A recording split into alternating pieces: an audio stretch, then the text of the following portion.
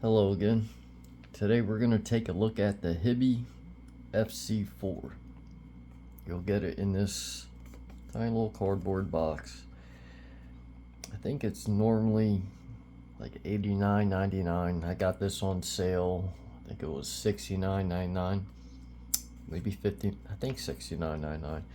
Anyway, get this little box.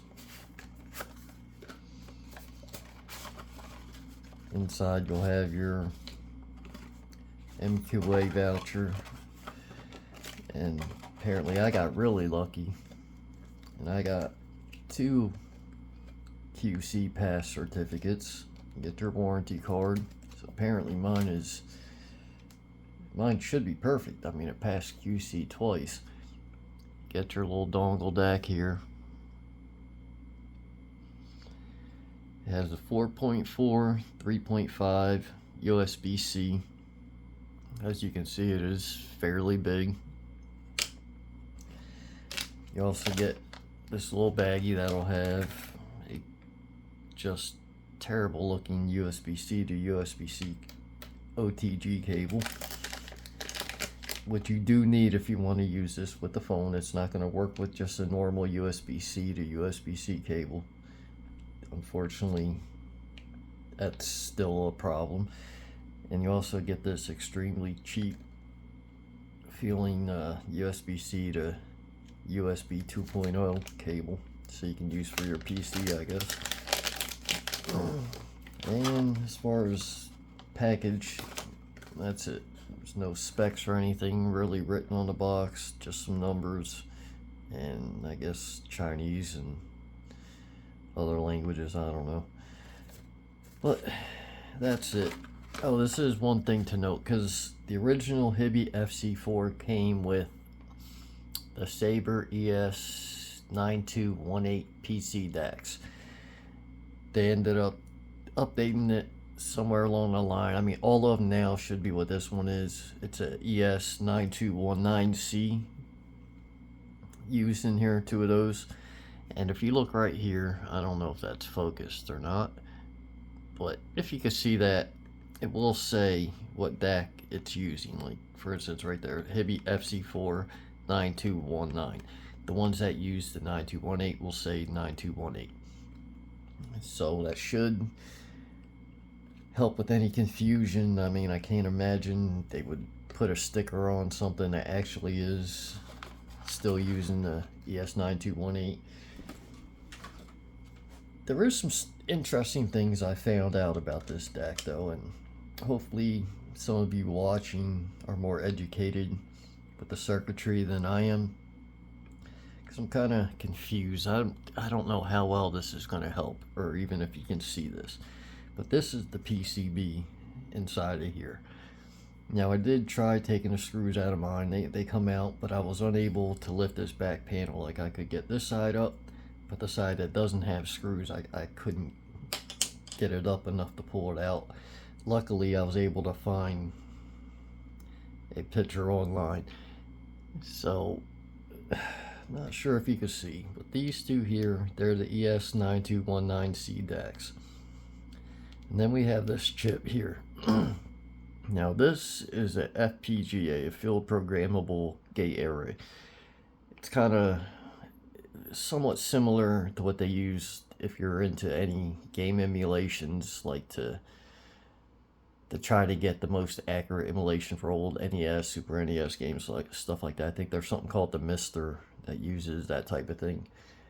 So that's what they're using here. From the literature, it seems like Hiby is trying to use that as a clock, which I don't quite understand, because next to this you got 2 crystal oscillators there for timing, which normally that's all that's needed to get everything you need out of the DAC. So I don't understand, if you're going to use these 2 anyway, why are we using the FPGA?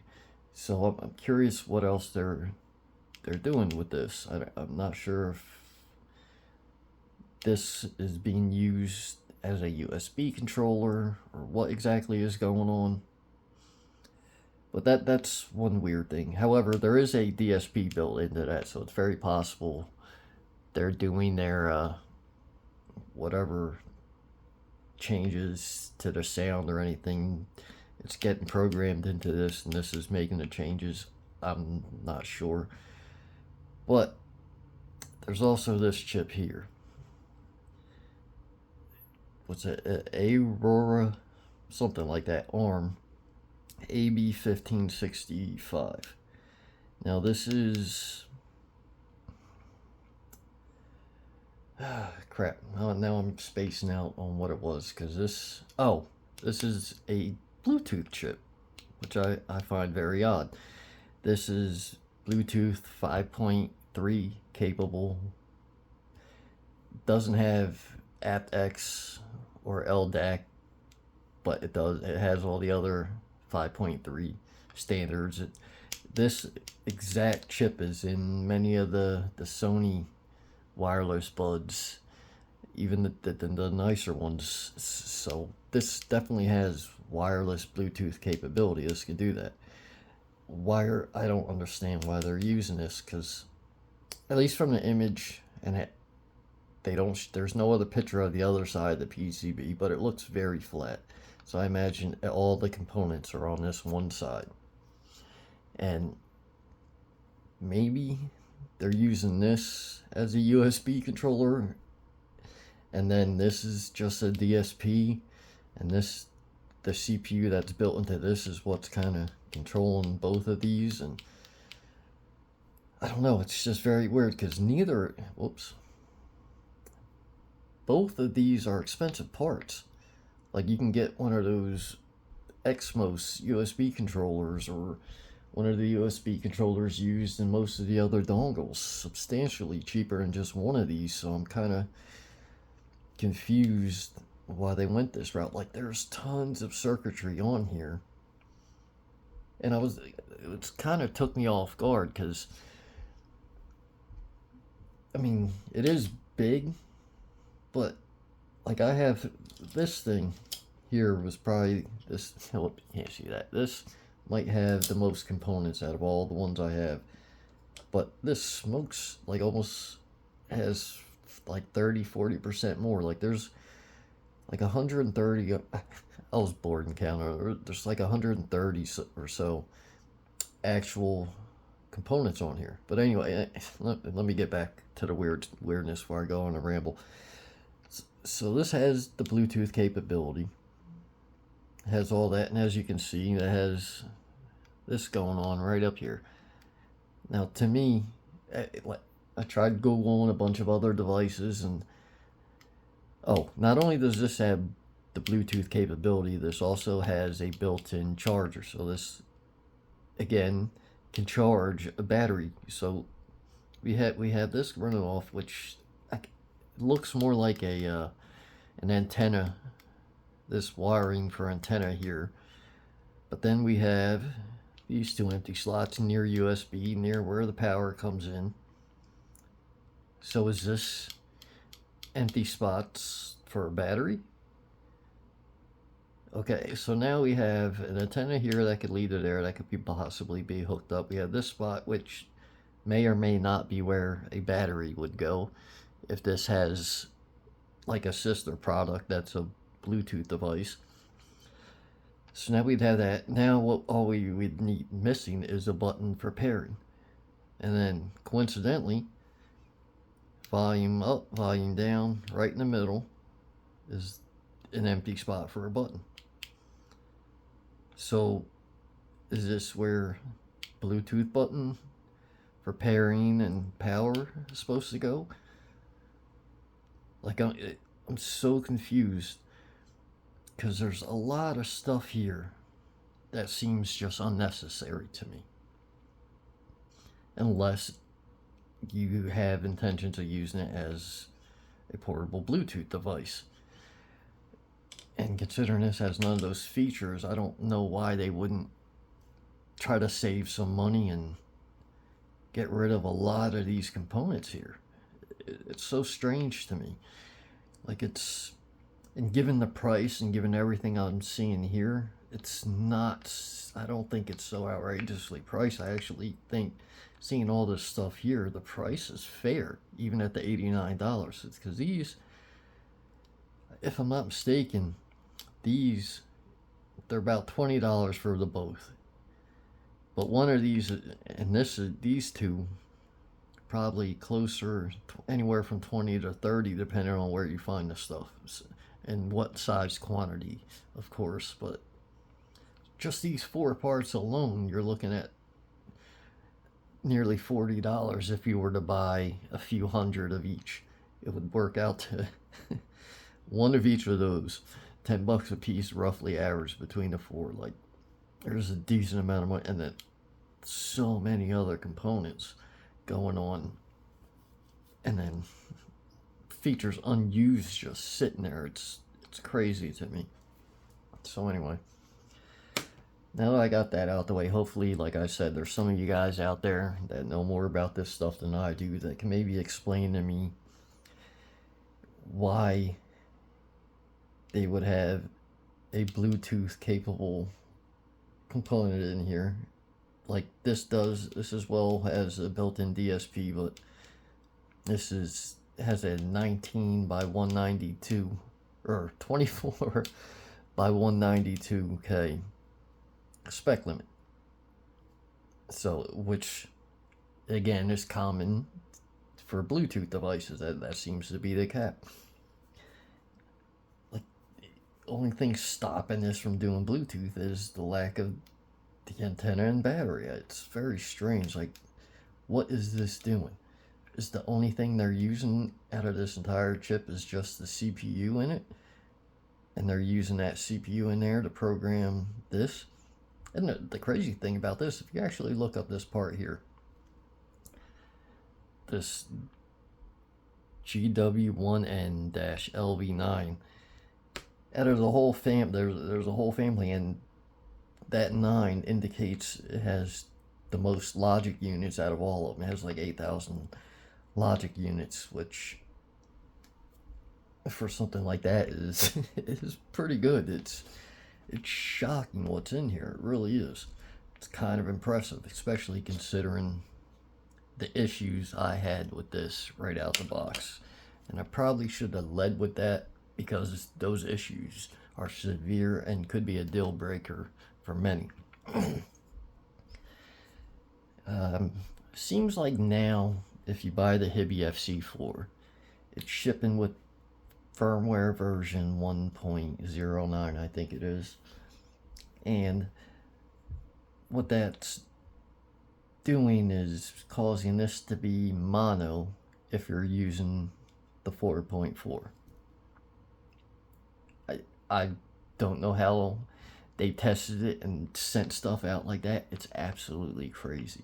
And not only is that crazy with that, they ship something out with a firmware that's strictly mono in its most desired output. The single-ended output just sounds broken. Like, it's extremely piercing, scratchy. Just, it sounds like there's something wrong. You don't listen to it like, I mean, it's mediocre, it's average. No, it sounded like something was wrong. So I'm doing all this stuff, and it actually, the crazy thing is, I didn't even notice the mono thing right away. I'm just sitting there, I'm like, man, everything sounds weird. Like, I was not enjoying anything. Everything was weird, even imbalanced. Everything was very just weird. It was a lot cleaner than single end, but it was so sharp. It was painful. Everything was sibilant, and I would just, the music just didn't seem right. Which, after listening and finally catching on to the fact that, wait a minute, why am I not hearing these sounds that I should be hearing off to one side? Why am I only hearing, like, this feels like I'm missing, like actual missing complete parts of the song, which it turned out I was. And in order to solve that, you have to update the firmware. And updating the firmware is an absolute nightmare. It went from being a problem to trying tons of... Alright, there, what is it? They had this one tool that's supposed to simplify things. I think it's DFU flash tool. I've tried 3 different PCs. 2 of them wouldn't even let the thing run. The one that did let the tool run would, as soon as I go to flash the firmware, I'd click it and then it would crash. Okay. And then they after this other tool, I guess they just call it the flash tool. It's a much more basic tool that actually requires you to pay a little more attention to what you're doing and start it up, and it automatically gives you an error, so you have to make sure to select the correct config file manually, and then it will load everything up. So at this point I'm doing that. I plug this in, hit start, error. Okay, try again, error. All right, what's going on? And it's just saying like boot something error, boot S error, stuff like that. And then I was getting these can't parse config errors. And then I'm reading around on the internet, and they say, okay, well, you have to hit start on the flash tool before you plug this in. So you get it all set up, you hit start, and then you plug this in. So I do that and get the same errors over and over again. So I keep going through the internet trying to find an answer, and found nothing. So I go download basically every C plus redistributable for Windows I can find, just random drivers that I could find that had any relation to UART, and I go back and try the flash tool again, nothing.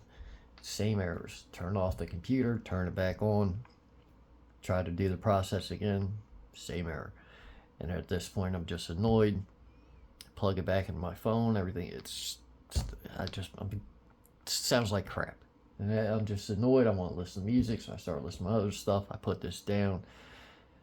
What was it, maybe 30-40 minutes later, not touching it, not touching anything. I didn't touch the computer. I'm like, all right, let me try again. Let me see if I can exactly Google what error it gives me this time. Let's see. So I put it in, and now it completes the process, and it just shows this yellow exclamation mark in a triangle. I'm not sure what's going on. Doesn't say any words or anything.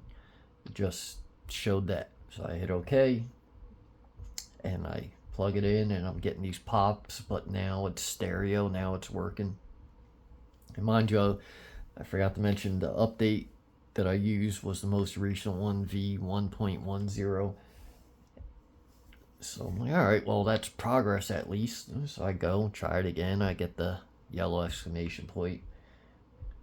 I'm like, whatever, man. Let me try again. Try a third time. This time it says success. And I get this big green circle and plug it in, and it sounded noticeably better. Like now it's sounding good. Now there's stereo. I still get, like, depending on the phone, like at my old Galaxy S8 Plus, I put it on there, I can't watch YouTube, I'm just constant popping. My S9, which is the phone I use, I keep getting popping on that. Some of these don't even work on that at all. This Shio thing works on like everything. I actually owe Shio, Truth Air Shio, an apology. I think I was just spoiled.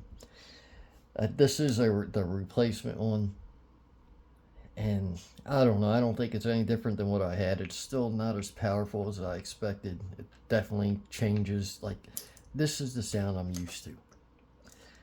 Like this, not necessarily used to, but the sound that I prefer. It's very clean, but still smooth and very powerful. Very noticeable bass. And this is more overall smooth. And it's, I don't know, I guess I'm just not a fan of Cirrus-based stuff. This very smooth as well, but it sounds wider and more enjoyable than this did to me. But I can't argue. Balance. This is the cleaner, more quality sound. It is what it is. But anyway, this. Now that I got the driver sorted, or at least I'm using the V1.10 driver, This is like this. Like now the single end sounds crisp, clean. Like the single ended of this actually sounds like this now, which caught me off guard because it wasn't even close. Like it was so bad in the beginning that, like I said, it sounded broken, like something was wrong. And then the balance, like it's not super sharp and sibilant anymore. It sounds like this. I went from super disappointment to being extremely happy that I finally got the sound I want with the extra power. And like a balanced with this actually sounds like a slightly wider but more powerful version of this. It's exactly what I was looking for. So as long as you can you manage this sort of driver thing out, I can't recommend this enough. For planner IMs, this is a game changer compared to everything I have up here. Like all of these, like this makes planners sound incredible. Like I'm sure some of you guys own desktop gear, and with my planner IMs, that's normally what I tend to use is my desktop gear. Like the Diaco and stuff, I use my desktop stuff. You could, just because it does sound better, it brings more bass. Like you actually get the benefit more from the planner driver. Like you get power and the speed. It's very clean, and that's, like, don't get me wrong, this Shield, the planner stuff, great. This planner stuff, great. Like you'll get enjoyable experiences. Even this is pretty darn good, surprisingly. But once you go to this, like, it actually adds a lot more impact to the bass, even to something like the Diaco, which doesn't have all that much impact. It can dig deep, but it's not super punchy. Not even when balanced on this. But with this, it actually starts getting a nice punch. And I have not heard that Diaco sound as powerful and have the bass as present as I have portable than I have with this. Like, it's shocking how good this is with planner IMs. I'm not going to sit here and say this is the best thing. As far as what I have up here after the driver change, sound quality wise, inside of UAP or Hiby, this does sound the best for me because it's this sound but with more power. So the real issue is, are you able to update the firmware? Do you have access to a PC? Not Apple. I have found no way to get any of this done on Apple. So if you don't have a Windows PC, that's going to be a problem, considering it gets shipped with the firmware that breaks this thing. It's shipped with 1.09, so you're going to have a terrible sounding 3.5 and mono balance. If you get an older one that has firmware 1.07 on it, you're going to be golden. And from what I hear, that one doesn't even have the pops that I still get with this. And like I said, the pops are not, if I use UAP on this, I get none of those pops. YouTube, stuff like that, I can't watch YouTube with this. I get pops. No pops with any of these other ones, except for, I think, on this phone. I think this one also gets pops on that phone. On my Galaxy S9. That's, like I said, that's the one I use for my media stuff. That's my portable music player, so everything goes to that. Most of the time, it's very strange. I guess it depends what the phone's doing, because most of the time, since with the update to 1.1, I do not get pops. Like in YouTube, I'll get this first initial pop, and then it'll be fine for the rest of the video. The next video will come on, I'll get a first initial pop. And it's weird, it's not like a pop then sound. It'll start playing sound, have a little like hiccup, and then continue on playing sound. And on the S9, I really don't get that with any of these other ones up here.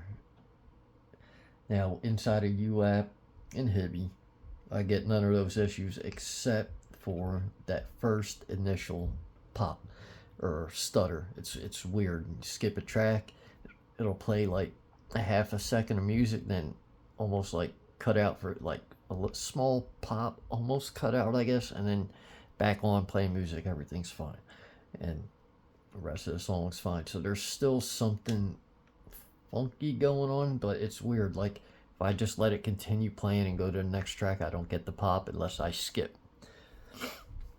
So it's not ideal, but I mean, if you're just gonna let it play through stuff, it's not gonna be a problem. And then the one time it is a problem, it's only a problem for a half a second, if that. So bear that in mind. On my Galaxy S23 Ultra, YouTube's fine. I don't even notice the first initial pop. Hiby, I don't notice any pop at all. UApp, I still notice that first pop. And again, it's not like a loud pop, it's soft. It's almost like it's cutting out a bit, and you'll get that half second music, that quick little pop, and then the music is back playing. No issues. But I do get it far less on the 23 Ultra than the other phones, and it's like the older the phone gets, the worse it gets. I have tried, I don't know, I kept reading that version 1.07 firmware was supposed to not have that issue at all, but I put that on here because that's another weird thing bad with the firmware. Once I got that firmware to update successfully that one time, it works every time now. I don't have any issue. I don't have to sit there and try all the, it works every single time. I can start it up, plug this in, it'll flash, boom, no problem. I have no issues. So I'm not sure what was causing the issues at first, but it was like one of those insane things. You're just sitting there still doing the same thing. Eventually, though, it worked. So if you're having issues, just keep with it. Restart your PC, let it sit for a minute. Because it's another thing I need to mention about this. I don't know if this it holds some capacitance in it, like, because I can be listening to music, all these other things I can pull out and immediately push right back in. UApp or Hiby will recognize it, and I can get right back listening to music. They'll power up. This, on the other hand, if I pull out and plug it in something else, it doesn't matter if it's the same device or a different device. If I do that very quickly, this just doesn't activate. So I have to pull it out, and it's weird. It's only like you let it sit 5-10 seconds, and every time, as long as it has that little time frame of just not being plugged into anything, every single time you plug it in, it'll work without fail. So that's another weird quirk. Sound quality wise, again, like, this is very much like my previous, as far as sound quality wise, favorite. Like, the single ended of this sounds almost damn near exactly to that. It's impressive. Even in single ended, there's lots of power with this thing. Balanced. The power is quite shocking. Like, everything, the bass on every IM I have is much punchier, much quicker, cleaner. It's just all around improved with this. What else? Sound stage running balanced.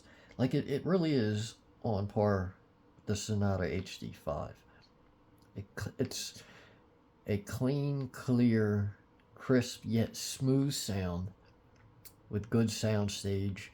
But once you run balanced, the good sound stage turns into a very good sound stage. Separation becomes very good. Like, technically, it really is kind of superior to everything I have up here. And I didn't think that was going to be the case, especially during my initial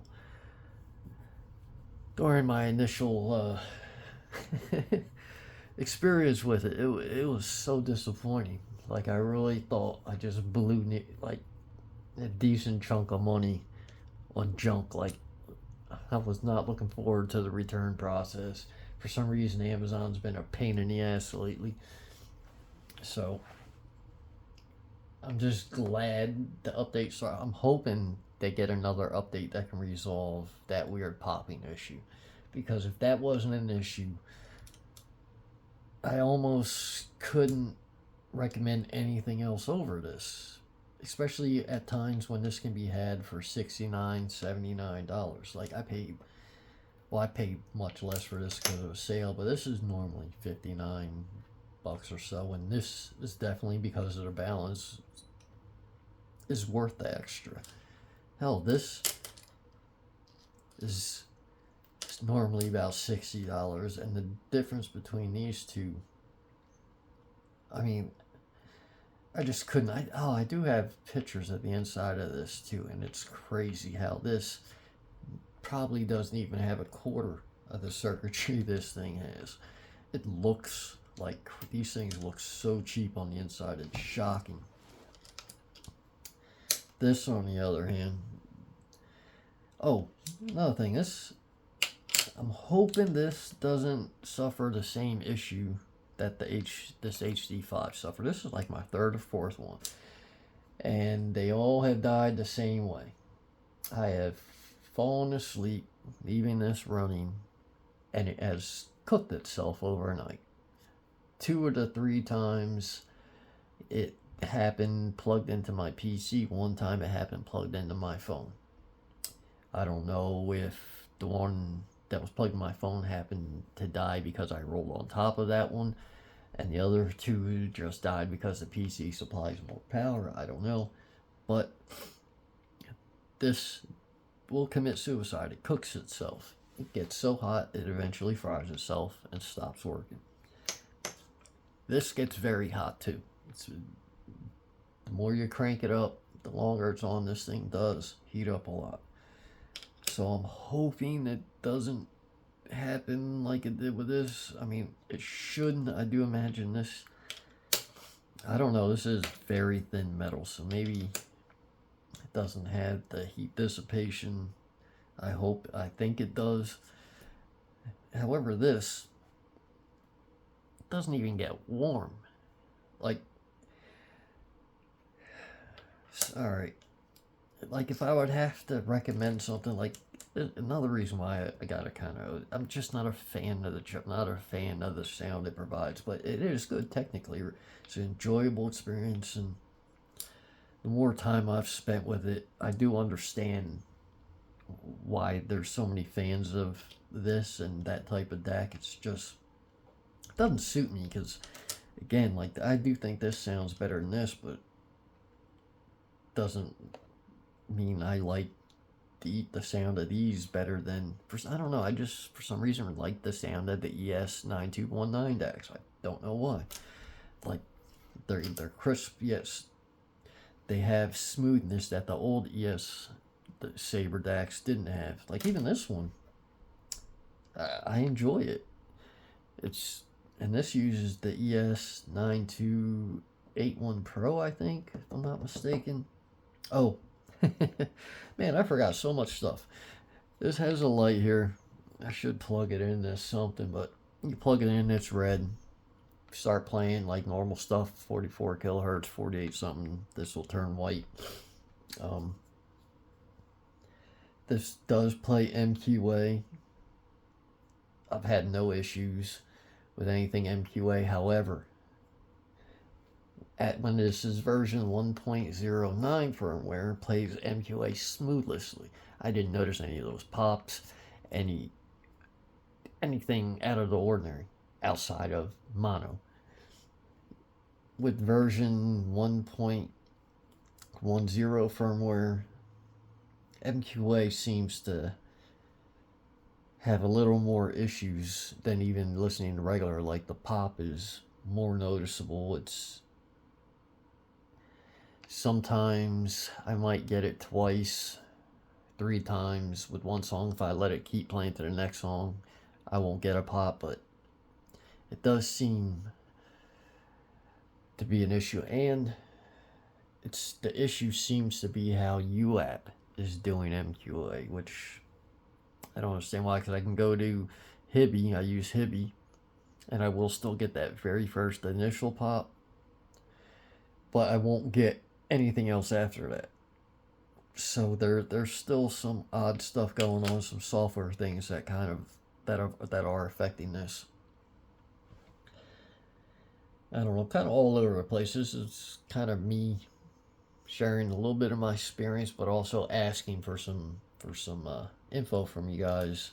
Like I said, any of you guys that are more familiar with any of the electronics like this and stuff, because this is fascinating to me. Like, there's a lot of stuff going on in this little, well, not those things actually massive, but there's a lot of stuff going on in there. You're kind of getting what you actually paid for in this case, unlike this, for instance, and this, for instance, like somewhere. Oh crap, I don't have it near me, but I do have it. I have like 4 of these because these things are terrible. I've mentioned it before. These things are just junk. You're probably gonna end up having a bunch of broken ones before you actually get one delivered to you that works. So they let me keep one. I took it apart, and the PCB in this is like so tiny. Like it wouldn't be. I mean, it's like a quarter of that. It's basically one chip that size and a couple little capacitors, and that's it. It's like that little section, and that they originally want like $40 for that. Like, it's insane. So you're getting your money's worth, but like anybody who's tech savvy with this stuff, like looking at that, are you seeing the same thing I'm seeing? Like, am I mistaken in thinking like that up there isn't for an antenna? That there wouldn't be for a battery?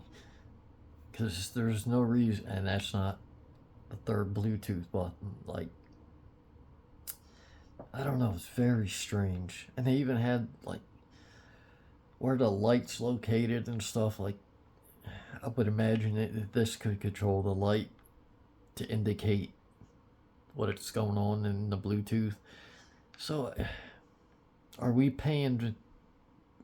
I don't know. Maybe are we paying for a lot of stuff that's not being used? And if it is used, can anyone explain to me why they chose to use this type of setup over a traditional setup with just your 2 crystal oscillators and a USB control chip? And if I'm not mistaken, I'd have to look at the data sheet again, because for some reason, maybe it's because they're using dual. Am I mistaken that the ES9219 has a USB controller in it? Or am I thinking, I know the ES9281 in this has the USB control chip, like integrated into the deck. So maybe I'm wrong. Maybe those don't have it, but it's just odd to see this type of setup for a USB controller, given the capabilities this chip has that aren't being used, and given the capabilities this chip has. Like, yes, you can program, have it be a clock, and have some of the logic gates programmed to perform that function, but it also has DSP functionality and a bunch of other stuff. So in a Bluetooth environment, this signal could be going to there. You do your processing on it, just like that. What is it, the QLix 5K or whatever it is? Like, this should be capable of doing very similar alterations to the music. Like this, you should be able to do so many variations. So you should be able to have so many options with this. Like, hook it up to an app, and you should be able to do the same thing with this as you could with that 5K thing. Like, so am I don't know, maybe one of you guys, like, again, who knows this stuff, can tell me that I'm mistaken, I'm just misunderstanding what I'm seeing, because this is all confusing to me. I don't understand why they would go that setup. But again, like, if you can handle the update stuff, you have a PC, you don't mind the first initial pop and keeping your fingers crossed for a firmware version 1.11 that fixes that issue, avoid this. But you can do that stuff, and it's not an issue. You'll thoroughly enjoy this. Maybe you'll get lucky and you'll get one of the original ones that used the old firmware. As far as I know, that old firmware, the only issue is how MQA works within Tidal, which all the stuff has issues within Tidal anyway. You end up having to use it for MQA. You end up having to listen to Tidal through Hiby or through UAT, whichever.